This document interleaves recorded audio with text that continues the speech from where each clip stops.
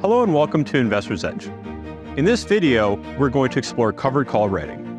What is it, and how can you best execute this strategy in your portfolio?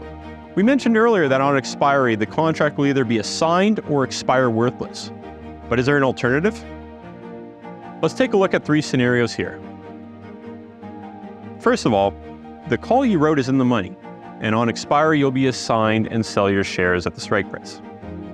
Number 2, the stock is in the money, but you do not want to sell your shares. You may choose to close out your option position and sell a new contract with a future expiry. So here you have an initial outflow of cash to buy back the option, and then you have an inflow from the new contract that you're writing. We call this rolling out. You may also close out the contract and choose not to roll it over if you think there is strong upside potential for the stock. However, you may be paying more to close out the contract than you received when you initially wrote it. Number 3, what happens if the option expires worthless? Well, then you continue owning the shares and you may choose to write a new contract and start the cycle all over again. So how do we select which strike to choose? With any strike, there's a trade-off between capital appreciation potential for the stock and income generated. In-the-money options have the highest premiums, and the deeper you get in the money, the lower the time value there is.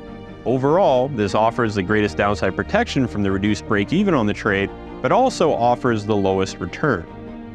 These contracts offer the highest probability that the option will be exercised on or prior to expiry, meaning there's a greater chance you'll have to forfeit your shares.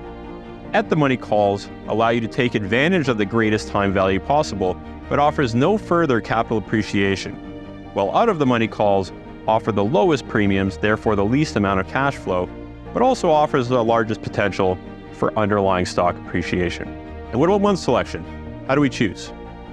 Options that expire sooner have lower premiums, potentially higher annual returns if you can consistently roll them over, and lower levels of protection.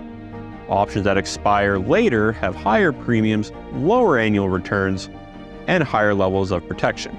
There is no one-size-fits-all solution when it comes to strike or month selection.